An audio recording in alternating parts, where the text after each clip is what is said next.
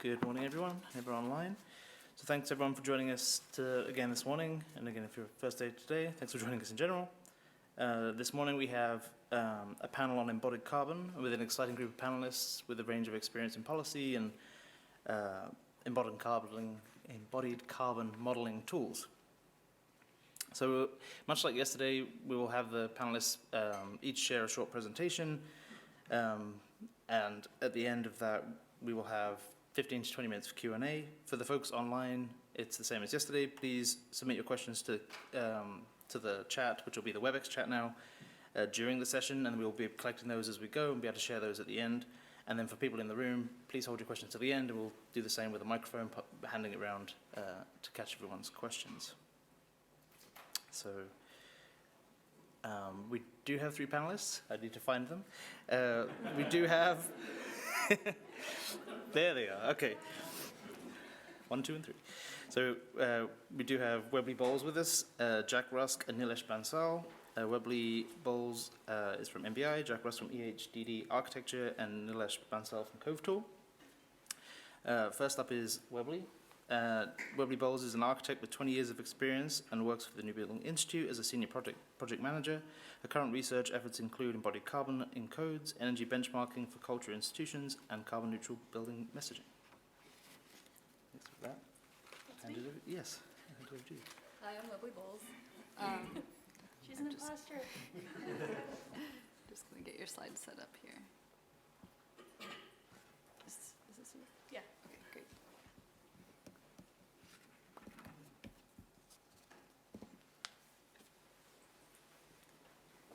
All right, I am the real Webley Bowles. Don't listen to anyone else.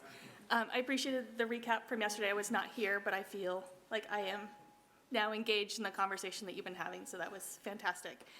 All right, so let's get started. We're talking about embodied carbon. It's a topic that doesn't sound like it was discussed yesterday, so I want to go over some kind of basic information, and then my fantastic panelists are going to talk a little bit more about modeling, specifically embodied carbon whole life analysis modeling.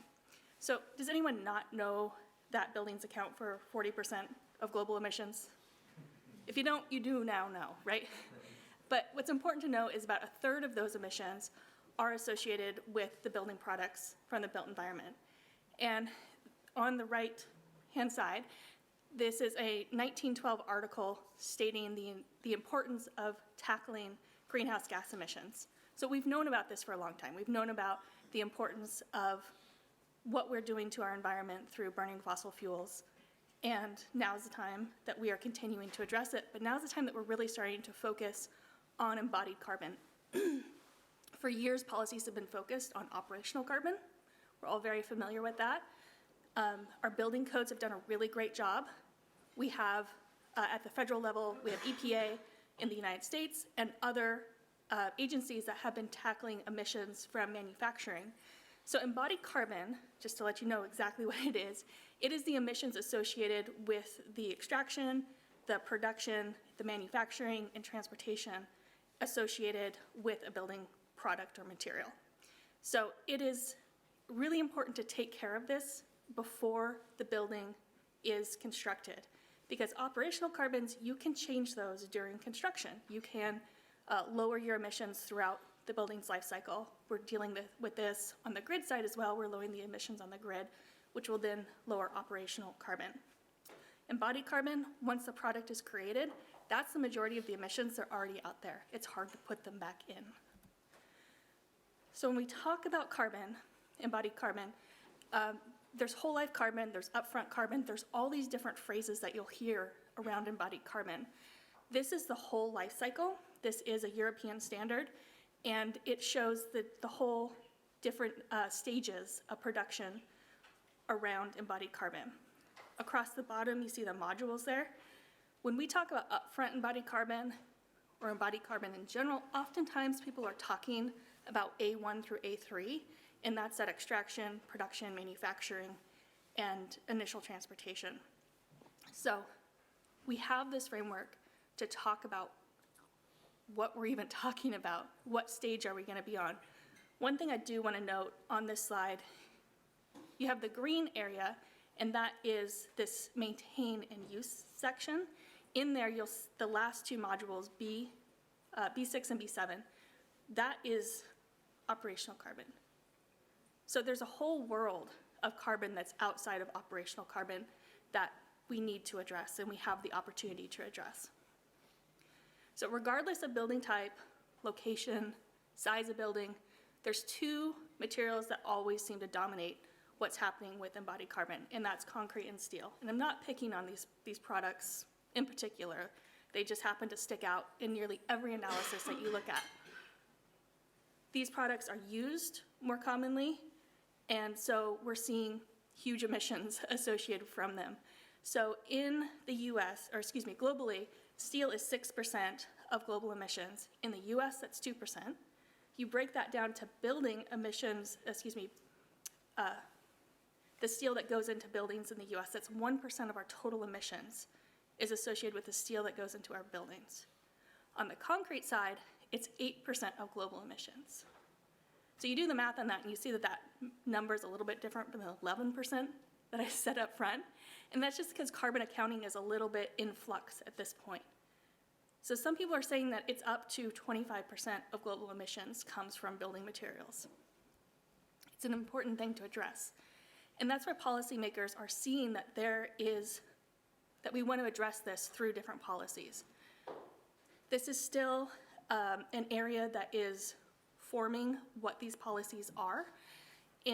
So this list is North America specific. There's more policies that are pending. There's more policies that are that have probably been out there that are not included in here. So this is just a sampling. And there's a variety that you'll see here. So what's happening in Vancouver, BC, they have a rezoning requirement, or an embodied carbon requirement for rezoning. So if you're rezoning your project, you have to do a whole building LCA, no matter if it's public or private. Portland, Oregon has a policy called a low carbon concrete initiative, and this requires the city, whenever they're purchasing concrete, to purchase a lower carbon concrete. And they've identified what that is.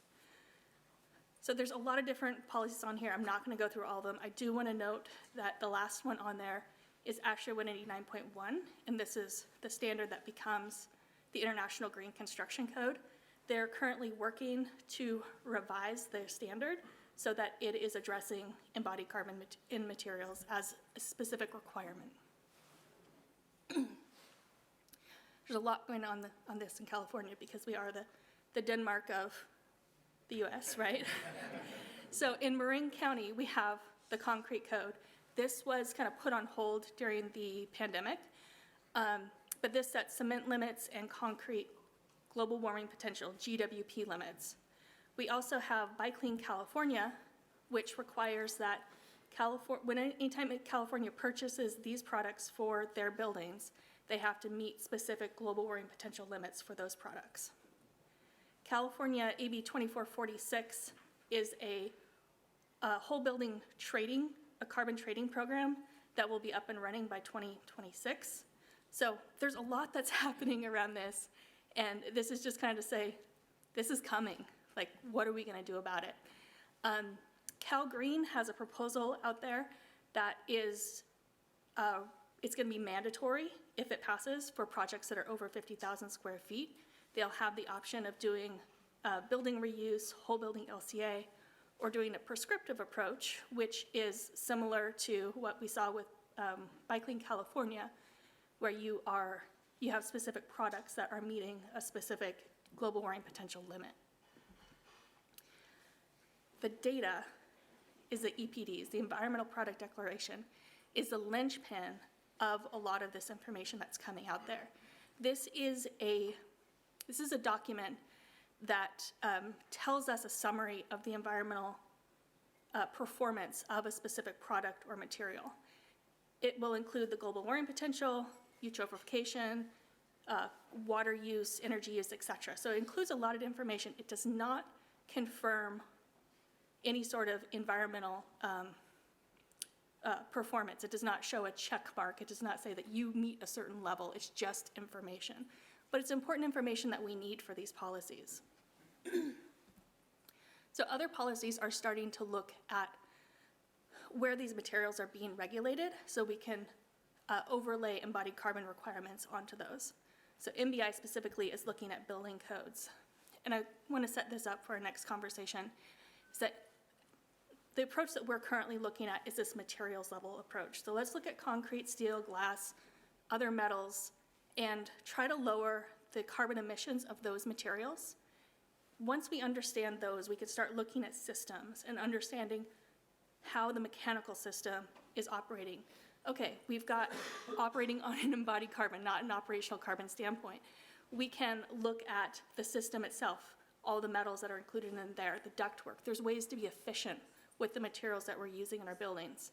And then we can move on to whole building life cycle analysis, LCA, which we'll hear that word a lot later today, where we'll be talking about how to look at the building holistically and not just a materials by materials or a systems level approach. There's a lot of different ways that we can kind of slice and dice and consider, oh, you have to provide so many EPDs per square foot or per cost of the product or project or whatever, but we'll save that for another discussion. I want to leave you with a couple of resources. Since embodied carbon is a pretty forthcoming topic, it's important to get up to speed to it and kind of understand the basics. These are some of my favorite resources. I encourage you to check them out. The concrete and steel chart that I showed before came from the one on the right, the net zero buildings, where do we stand now? It's a really great case study project you should look at. Happy to give you more resources if you're looking for anything else, so just let me know. Thank you.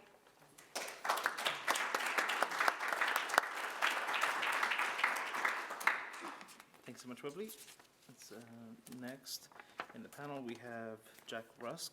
Jack Rusk is a climate strategist with EHDD Architecture. He's the lead developer of the early phase integrated carbon assessment tool, which is a free tool for identifying decarbonization pathways at the outset of a building project when data is scarce but the potential for emissions reductions is high. So welcome, Jack Rusk, to the party. If I click, am I on my slide? Oh, perfect. Hey, everyone. Listening to some of the comments and conversation yesterday, this is a slide deck I obviously put together earlier. I'm going to kind of tool things a little bit to where I think people are at. I work on this tool, the early phase integrated carbon assessment tool. It's an early phase tool. Think of it as the whole carbon version of a simple box model. You'll see a lot of tools, a lot exist for early phases. I think this has something to do with what Webley's saying, where, okay, like actually our understanding of the way to do this carbon modeling, at the end of a project, there's still kind of evolving methodologies.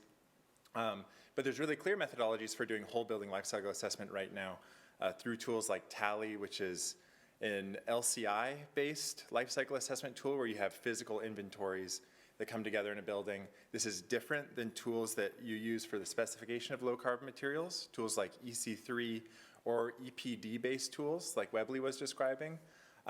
There's a lot of issues right now between the world of lifecycle assessment and EPD-based accounting, which I think is something we're seeing popping up in a lot of different places. This is the tool that I work at. It's an early phase tool again, but it takes a total carbon view. In my perspective, this total carbon view is important. As soon as we start to sort of silo embodied carbon from operational carbon, from actually a major concern when we think about the way the IPCC's kind of reports on buildings and cities come down to our work is landscape too. So a total carbon view actually includes landscape, operational carbon, and embodied carbon modeled together. There's really clear connections between these things. It includes trade-offs. The MEP systems have embodied carbon in them, right? Refrigerant loads in MEP systems, that's a form of operational emissions. We can look at things like on-site, energy generation or battery storage. These have embodied carbon emissions. As soon as you start to silo these things into separate sorts of analysis, burden shifting becomes an issue, where the operational carbon people might be having impacts on the embodied side or vice versa that they're not aware of. So taking a total carbon view where you look at all of these things together is, in my view and in the data models that I build, really essential. To talk through this a little bit, I'm going to use this recent EHDD project, the Grid Optimal Sonoma Clean Power Headquarters, and look at just the way our tool kind of looks at carbon emissions to have kind of a preliminary conversation about how we think about these things together. Just like in energy modeling, a lot of this embodied carbon or total carbon modeling starts with a base case. This is sort of like our carbon model of something like Sonoma Clean Power Headquarters were nothing to be done to it. No attempts were made to reduce embodied carbon. This is if it were built as a new building, when it was a retrofit. And this is sort of what we start to see. Actually, to talk about this figure for one more second. This is a chart of cumulative carbon emissions. So we see in the first year, the big spike, that's the embodied carbon up front. And that sticks around every year in the building. You see it steps up a couple times. This is replacement of materials over time. When we think about things like interiors, which are replaced every 3, 5, or 10 years, right? This can add up to a lot of carbon over time, replacement of MEP systems. So it's not just upfront carbon, the stuff that happens on day one, but all the materials going into a building over its lifetime. And then the kind of marginal increase, we pulled data from the NREL's CalBEM to figure out maybe what the annual emissions of electricity use will be, and that's what kind of accumulates over time. When you start to apply energy efficiency measures, we're assuming in the base case here that it's an all-electric building. When you apply energy efficiency measures, the slope of that line starts to move down over time. It's important to note that you could achieve a similar kind of change in emissions over time without any additional efficiency through things like fuel switching or grid interactivity, right? Like emissions gives us a way to understand the environmental impacts of a building that involve energy use, but actually there's a bunch of other factors too that affect the carbon emissions, the operational carbon in the building. And then this is, I think, one of the most exciting things about the Sonoma Clean Power Headquarters, but it's sort of just a setup for what the embodied carbon conversation to come, is that with this combination of on-site PV and grid interactivity, grid harmonization, we're able to get to something that could be zero carbon, zero operational carbon over time. And if we look at out in 2050, we're doing a great job. We've reduced it by like 60%. But the conversation on embodied carbon, a lot of it's focused on the time value of carbon. So if we take the same figure and we slice it at 2030, we see that what in 2050 is a reduction of 60 to 65% of the total emissions is proportionally smaller when we look at near-term emissions, right? So this is, I think, a way that when we think about, especially our clients meeting time-based climate targets, embodied carbon is a really important part of their goals because they're interested in reducing carbon emissions in the near term, not necessarily over the longer term. When we think about things like this, this project, this was a project that was a retrofit. I think Sonoma Clean Power's goal, as it was expressed to me, was to find a ratty building in downtown Sonoma and try to make a gem out of it. So a lot of the embodied carbon, if the base case is a new building, already existed here. And that's this reduction we're able to see. And the use of low carbon materials, right, brings that further down. There's still a lot of carbon left. Where does this come from? Things like office interiors are a major contributor that we need to think about. Like if you spend a lot of time, I think people in this room think about heat pumps. If you ever wanted to think about office furniture, embodied carbon is a good place for you to, like, it's a nice conversation you start having. Because as soon as we deal with these things like Webley was talking about, the concrete and steel, in a situation like this where it's a building retrofit and most of the structure's already there, these high carbon, high replacement materials make up actually a very large proportion of it. Other things are energy systems, MEP, a concern of everybody in this room, and let's see, any sort of, the on-site solar and on-site batteries. These also have upfront carbon emissions and replacement periods over time. Not included in this model is refrigerants. This is another important piece of the pie here that I think is another place where LCA and life cycle assessment and body carbon modeling needs to start talking more to energy modeling because this is a concern relevant to both. And then we see too, if we reduce the embodied carbon in day one, we also achieve better reductions obviously over time, especially by specifying lower carbon materials at each replacement cycle, making that kind of increase, right, smaller as the building changes. So there's a lot of early phase tools like I discussed. There's our tool, EPIC. There's this tool developed by Architecture 2030 who built the DDX and all the AIA 2030 reporting kind of framework called CARE, Cove tool, which Nilesh will talk about, and lots more. These are early phase tools that lead into these practices that people in here are familiar with, like energy modeling and WBLCA life cycle assessment. I think the arrows, the most exciting part of this figure to me are the arrows that move between them. A lot of our internal modeling, we're doing, for instance, energy modeling to figure out the differences in EUI for different window to wall, different glazing ratios, and also looking at those at an embodied carbon basis. So maybe we could say, have a conversation with the client, the energy modeler says, oh, you increase the glazing ratio, and the energy use actually doesn't go up that much because of this and that. But when we look at that from an embodied carbon perspective, integrated with the energy modeling, we can say that, well, if we're specifying these glazing units, right, the energy and operational emissions might go up this much, but the embodied emissions go up this much as we increase the glazing ratio because of the trade-offs between our transparent and our opaque wall assemblies.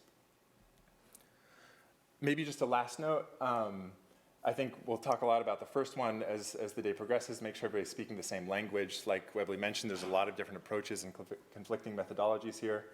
And the other 3 points here mostly just focus on the importance of taking an iterative approach with a sort of trust but verify mentality. It's not that you're always going to be able to have the perfect data to make the perfect decision, but you can start with the biggest kind of impacts, which is the concrete and steel, maybe in structure, and then as you work through a project, there's no sort of one and done kind of approach to embodied carbon modeling. It's always you do a preliminary analysis, you refine the analysis, and then you move kind of, one piece to the next. Improving it. Okay, thank you. Thank you very much, Jack. So last but definitely not least, on the panel we have Nilesh Bansal from Cove Tool. Nilesh is the Director of Sustainability at Cove Tool. His primary focus is on product development, supporting research efforts and moving the AEC towards data-driven empirical design decision-making. Nilesh strives to democratize building sciences for the masses, having a true impact in our fight against climate change. Welcome, Nilesh.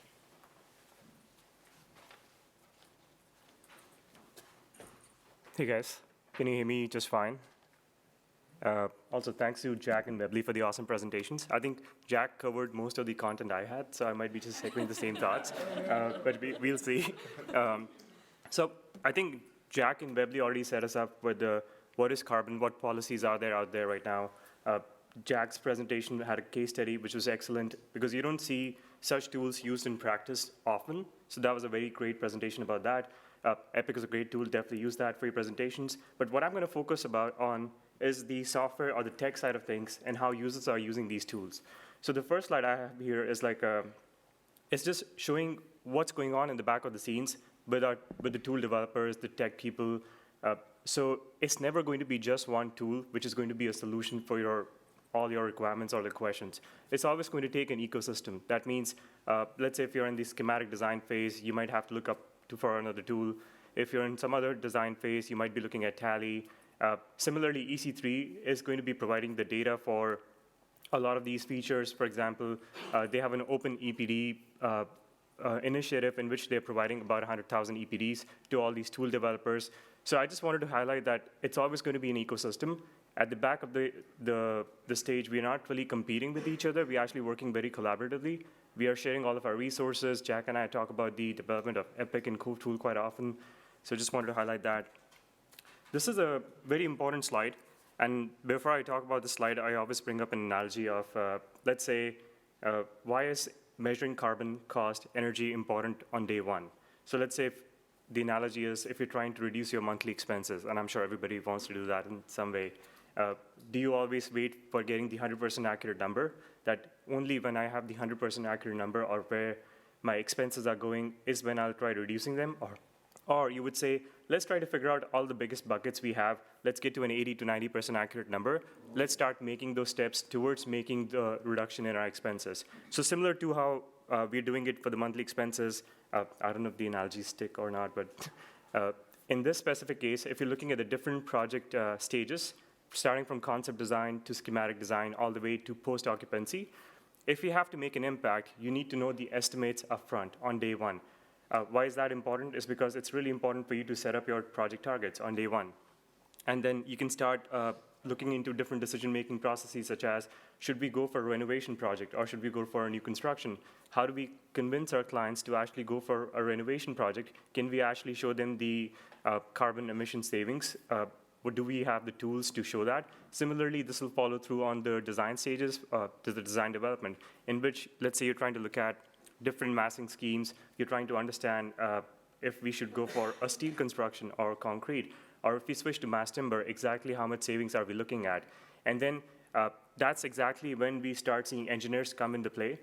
So we see structural engineers jumping on the projects, let's say in schematic design, design development. They have actual structural models. So they can come in and say at that point in time, the estimates you had about carbon or the estimates you had about the structural quantities, maybe they are off by 5%, 10%. They can do that necessary course correction. And this will just keep following throughout the other stages of the project to CDs and CAs. And post-occupancy, you can actually use this data to influence all of your other projects that you'll be starting in the future. So it's a whole cycle, but it's really important to get those estimates early on, because now you can make impact by making decisions on those. So this is one of the slides. I'm not trying to confuse anybody here. It's just the numbers that's thrown from the tool that we are developing. So what we are doing is saying, how do we estimate project carbon emissions on day one if you don't have a structural model? The really important piece is to estimate the quantities at that point in time. So what we have done is basically automated the whole process of structural quantity estimation, basically using all the principles that structural engineers are using when they're working on your projects in an automated fashion. That means on day one, if you're uploading a massing model to, let's say, the Cove tool web app, we will estimate all the quantities for you. If the users are selecting, maybe you want to work with a steel building, we will estimate the steel quantities. If you're working with a mass timber, it'll be a different sizing criteria, and we'll size all the mass timber elements for you. So since we have the quantities now, it makes it really easy for us to estimate the carbon emissions, both from the embodied carbon and the operational carbon standpoint. So all of us are making these incredible tools. There's a lot of complexity to it. We are always trying to focus on the accuracy of the results as well. But it's also important to look at the results. How are we actually presenting these results to the stakeholders, people who are making decisions? And what we realized by looking at all the different types of information out there, that not everybody is looking for the same piece of information. Not everybody can make decisions on the same piece of information. So it's always going to be a combination of different pieces. For example, the first panel we are showing, and this is a page from the product that we are developing right now. It's going to be released very soon, end of the year. The first panel we are trying to show here is just showing the higher level decision-making for projects, maybe through the principals or leadership, would need a very different set of information. And what we are showing here is basically, if you're going to the top left corner here, we show the total achievable carbon emissions for your project, which is going to be a combination of your embodied carbon and operational carbon. And we do have an energy modeling engine that we're using, so it's an actual energy model that's fueling these numbers, not just based on estimates or assumptions. The second number we are showing here is the baseline carbon emissions. Again, it's a combination of both operational and embodied carbon. And why this is important is because, let's say, just from an energy modeling standpoint or from a project standpoint, if you are going from a double glazing to triple glazing, we are adding an extra layer of glazing in the promise of saving some operational carbon in the future. But we have already added some embodied carbon up front. Do project teams understand the implications of, did we add too much, did we add too less? Maybe the building is going to be operational for 15 years, so the operational carbon bit is going to be much smaller than the embodied carbon. Or maybe the building is going to be operational for 60 years, so it's a totally different equations when you're looking at the carbon emissions holistically. And that's what we're trying to present here to all the leadership so they can make decisions off this. The second graph here is, again, we're trying to simplify the way we are presenting the information to the users. This is like a four-way comparison. What we are saying is, if you're looking at the total baseline embodied carbon, the achievable embodied carbon, operational carbon, and the achievable operational carbon here, if you do choose to go for a renovation project, you will start seeing differences between your carbon estimates, and both of these bars will go all the way down. So that's a clear indication of the next piece we need to tackle is the operational carbon. How far are we? And then us as the energy modelers, we can make decisions, use different ECMs to actually try and reduce the EUI of the project. In doing so, we'll also impact the operational carbon of the projects. So it'll help you make decisions on that level. And then the third piece is basically, we have all seen a lot of friction or this kind of a fight between different systems. Structure thinks they are more important. Enclosure people are thinking they are more important. Same for the interiors. But what we are trying to say is, you're all equally important. You just need to know the size of the bucket you have to make an impact. And that's kind of what we are presenting here. So on day one, you will have a very decent estimation of how big is the structure from the carbon perspective. But if you do go for a renovation project, you will see these numbers change. So this bar will go all the way maybe down here if you're doing the 80% structure preservation. In that case, you'll know the next biggest bucket is enclosure. So it'll give you key pieces of information on day one, all in an automated fashion. The second level is where we talk about project managers, project architects who are actually working on these projects and trying to make an impact. They're not really deciding if we should go for a new construction versus a renovation, because maybe that decision has already been made. So now they're looking into the actual specifics of their projects. They're trying to understand, if I'm looking at my structural system, how much carbon do we have in the system? How much is my columns, beams, slabs, maybe foundation? And then we take it to the next level by saying people would also need to know exactly the composition of the materials here. You might just say, in this case, seems like steel and concrete are the biggest pieces. And superstructure and substructure, you can easily differentiate how much carbon is going in both of these pieces. So maybe it's a good idea to maybe go back to our specs and say, let's have a lower limit on our, in the concrete, in our SCMs, so we will have guaranteed carbon savings. So you can start making decisions upfront, and we have seen a lot of these decisions being lost if we wait for the information to come in, and at that point, it's just too late. At the end of it, I just want to highlight a couple of things. What's really going on from the tech side or from the development side, how researchers are working with software developers. So this is a slide. It's just showing us, showing the research process we follow. It's an R2D2 process. It's research, review, develop, deliver. So what we are doing is, before we actually start thinking about a feature, we spend some time to qualify the feature. We spend about an hour or a couple of hours just understanding why do we need this thing, what's the value proposition. We start doing some discovery. That means spend a couple of days or maybe 8 hours trying to find all the data we can, all the different articles online. The next is to pitch it to a bigger team and just get their feedback. That's when we approve the feature and we say, this seems like a good feature, there's a lot of value for the industry, let's move forward with this thing. And then we go through the whole process of approvals, developing the minimum viable product. We do a handoff to the software, because at some point they have to start working on it, developing this piece. And then we, once the product is developed, it's also important to test it out. We don't just develop something and push it to the users. So there's extensive QA, QC process we follow. Then the marketing people take over. They provide different pieces of information, how to communicate with the users, how to project it to the other people. And that's when it's launched. So there's a whole process going on from the research standpoint. What's going on the software side, again, I'm not trying to confuse anybody here, but it seems like people would want to know what's happening in the back end when we are setting up the cloud infrastructure. When somebody's coming to the main web app, let's say they are the Carbon tool users, our load balancer would actually do its thing, balance the loads, provide servers, scalable service, and they would get to the scalable web framework. That's just making sure the app is always up and running, it's not affecting the performance of the app. And then this server is actually interacting with a number of, it has a lot of queues. So whenever you have to do changes to your geometry, whenever you have to estimate the structural quantities, it's also sending it to scalable servers, which are these two stacks right here. And then they're sending the information back to the load balancer, and eventually it makes it back to the web-based framework. So that is how the cloud infrastructure is being set up. The other piece I want to highlight here is the dynamic data set. What we have done is basically, like I said, in the back of the stage, we are actually collaborating quite a bit. So we sponsored EC3 because we see their efforts, and it's really important that we keep boosting their efforts and helping them make the better, just making the data set better and better every day. So we sponsor their efforts. We also have our own master database. So the database we're getting from EC3 is the EPD database, Environmental Product Declarations. It doesn't have some additional pieces of information such as the cost information, or let's say the R values, the U values, all the performance pieces.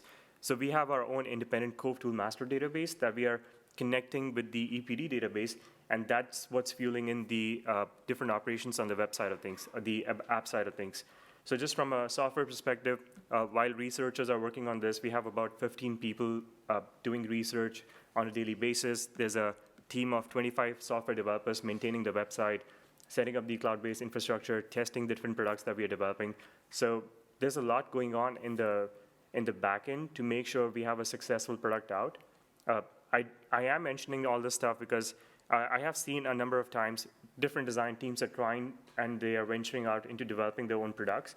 But it takes a lot of resources to get something out, do a lot of research, make sure the numbers are making sense. It's not garbage in, garbage out. So we are doing all the work for you guys, and this is an opportunity for us to actually reveal what's going on in the back end to the users. I think that's all I have.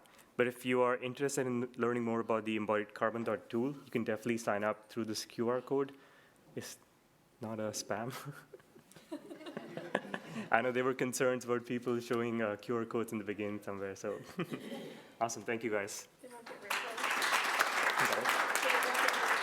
it's like, you know, like the, honestly, like the football thing, they had a QR code. Awesome. So thank you, Webley, Jack, and Nilesh. Great presentations. So we're moving on to the Q&A section now. So for people in the room, please raise your hands. Carrie will be walking around with a microphone. You can flag it down so you can get your question. And then we'll move and catch the online questions right afterwards. I think Elise will be reading those out for us.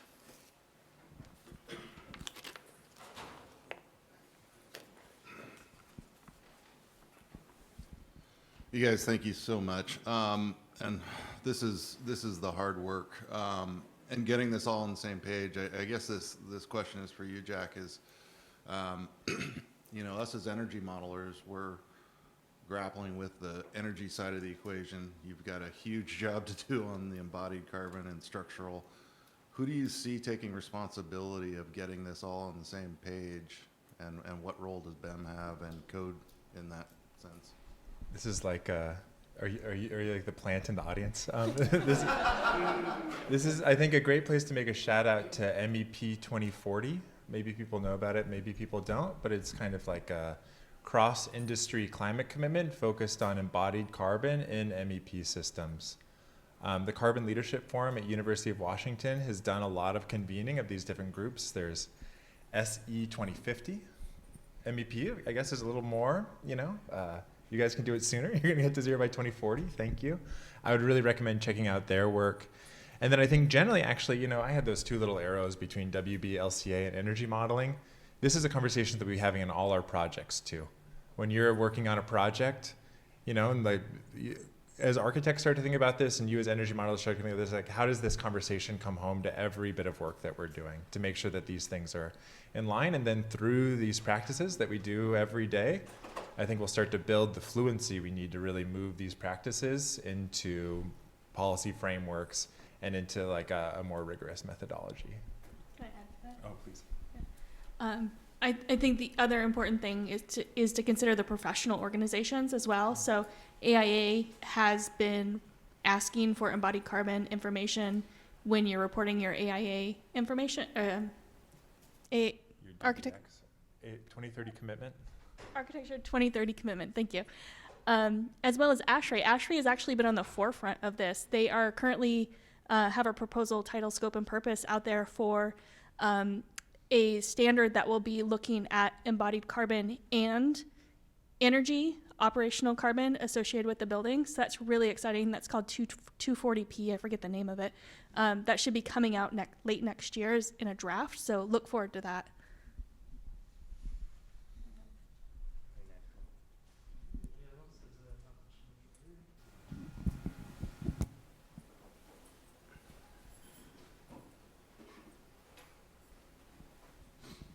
So the state of California might be moving in the direction of requiring some things to track, but oftentimes requirements fall to local jurisdictions to track.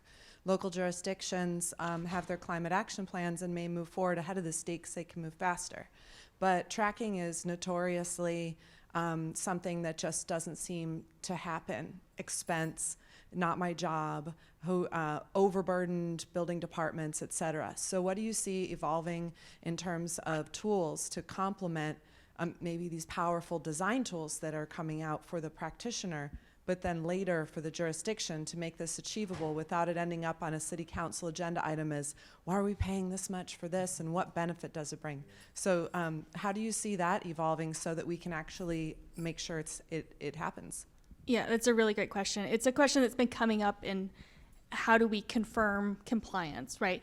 And right now, the compliance seems to be on the licensed design professional to confirm the environmental product declarations meet specific limits.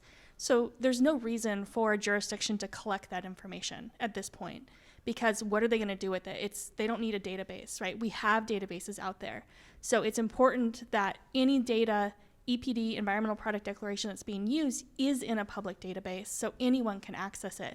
I do think that there are amazing opportunities. EC3 was mentioned a couple times, and this is a tool that's created by Building Transparency, and it includes tens of thousands of EPDs right now, and it's growing every single day.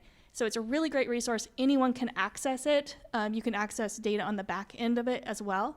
But I think there's opportunities within that tool to have like a little check mark next to a specific product that does comply with a specific state's requirements. So I think there are going to be tools, but it doesn't need to happen at the jurisdiction level. I think it needs to happen, I mean, my personal opinion is that it needs to happen at the national level, at the federal level, not at the jurisdiction level.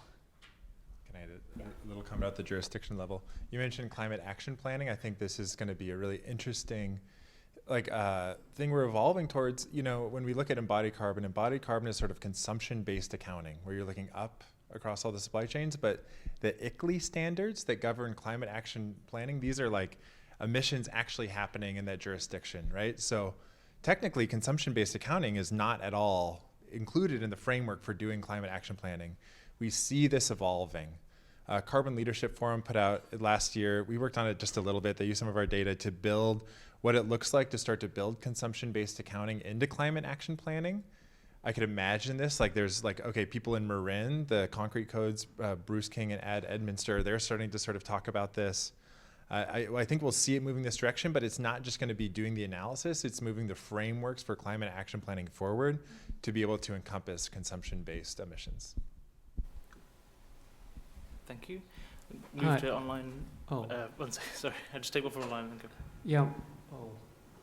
My, Okay, go ahead. okay, my question is regarding embodied energy. I mean, that's what we used to talk about decades ago, right? So the question is, how does embodied energy, embodied carbon relate to each other? Is embodied energy, you know, something we don't have to consider anymore because it's a subset of embodied carbon? Or is it something like in ASHRAE 189 where you got to comply with energy, operational energy, and then operational carbon separately? So are they both still important? Is there a crosswalk between them?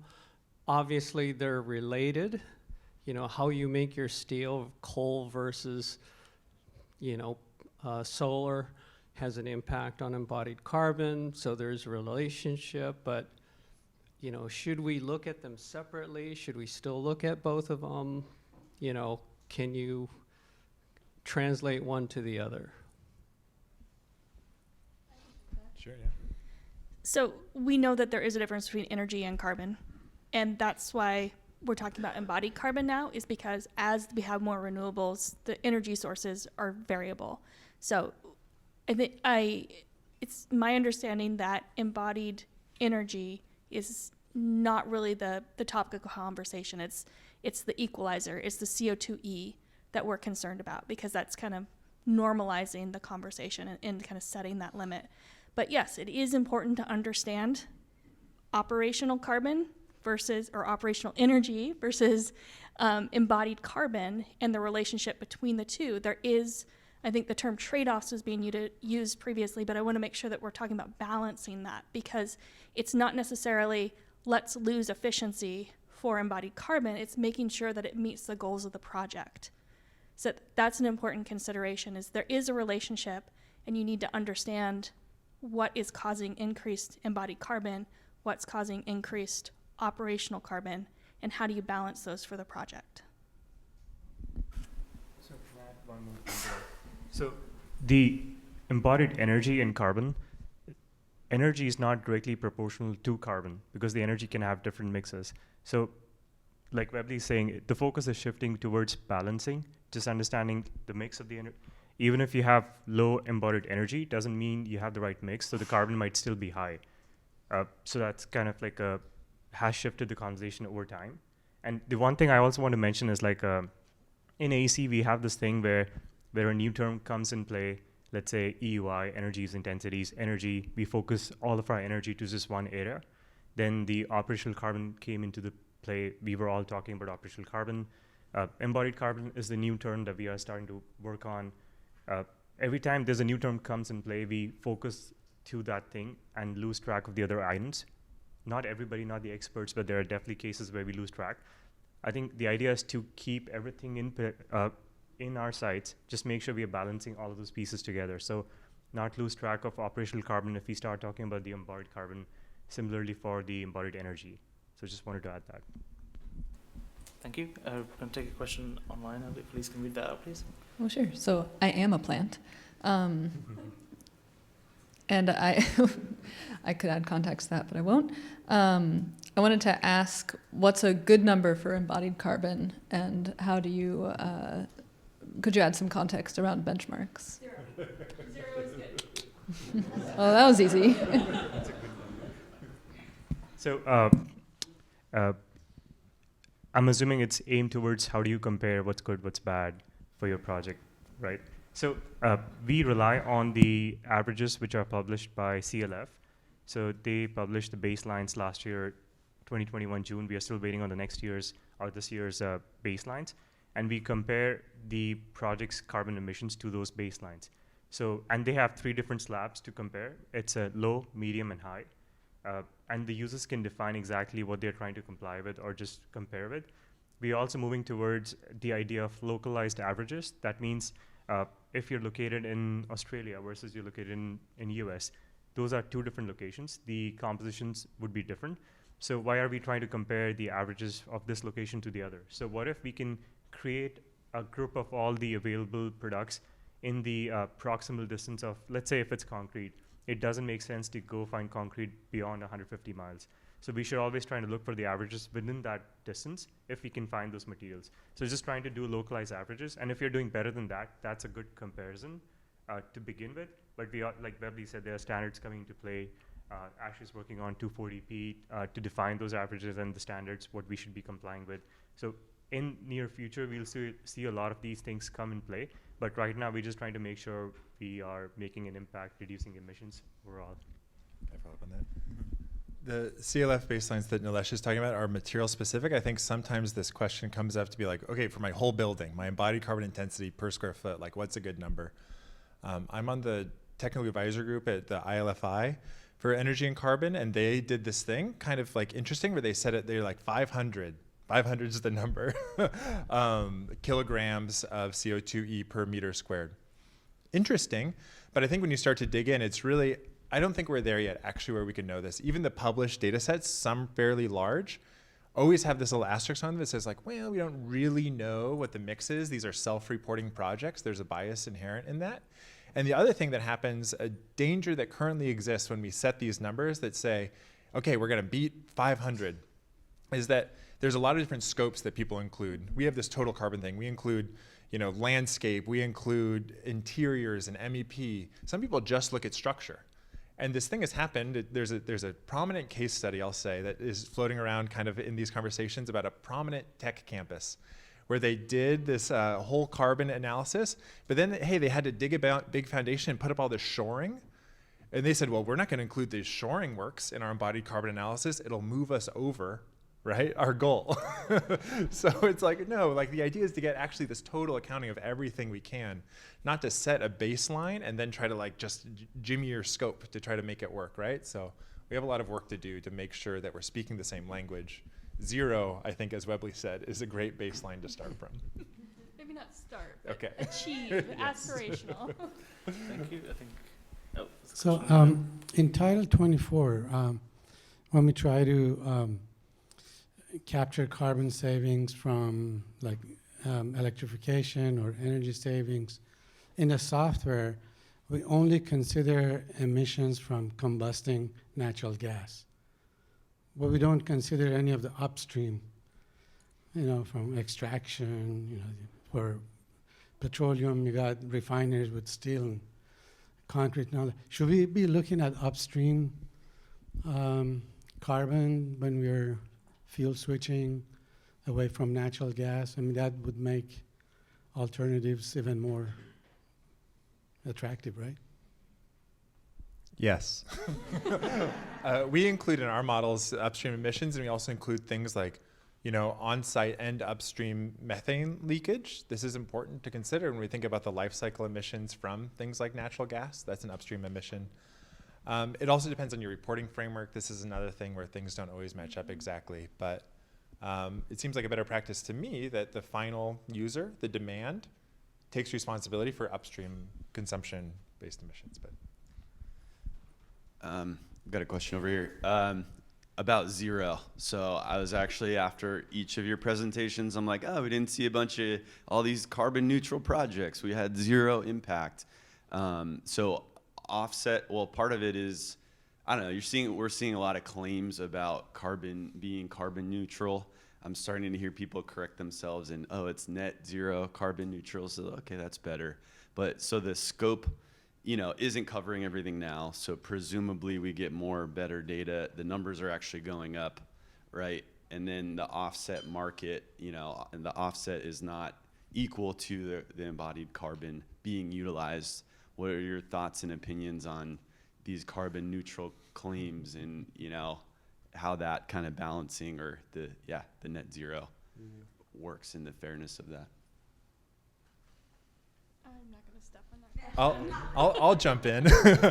This is something, you're absolutely right to be like, let's be very skeptical of claims to zero, especially on carbon. Embodied carbon, it's not that, building a building, like it all comes from somewhere. You can't look at this and say it just sort of like appeared from thin air. I'm sorry, We're doing a project now, and I'll tell you our approach to this. We're doing the renovation of the AIA national headquarters in Washington, D.C. They said, like, we're going to get to zero. Our approach there is, okay, like operational carbon, we do time matching, to work that out. And then we're doing a big LCA of all of from the interior finishes all the way through the renovation kind of materials. And we're using that information and we're pairing that with a community solar project nearby. And we're saying that this is the carbon we're saving through this community solar project and applying that to offset our embodied carbon. And it's like our attempt a little bit to how do we connect this conversation on embodied carbon, these unavoidable emissions when you do building things with sort of like social good and, it's an energy approach. People do it in landscape too that, I don't know if I can name the project, but there's a major project happening, I'll say that is trying to use the landscape emissions, the sequestration of carbon in the landscape to offset the kind of carbon emissions from construction. I think they're running into problems with the certification systems that they're trying to do this through. But like these are ways that people are trying to like get to zero. One thing I'll add is that it's always important to do reduction. Do reduction in energy efficiency, do reduction in carbon before you even start to look at procuring renewables or whatever else you want to do, plant trees or whatever else. So reduction first. Thank you. I think we'll have to end it there for the next session. So thank you all for good questions online and in person. If we didn't get to your questions, please do post them to the forum, particularly people online we didn't get to. And the panelists will get to those later on. Next up, we have Alex who will introduce our next speaker. Thank you, everyone.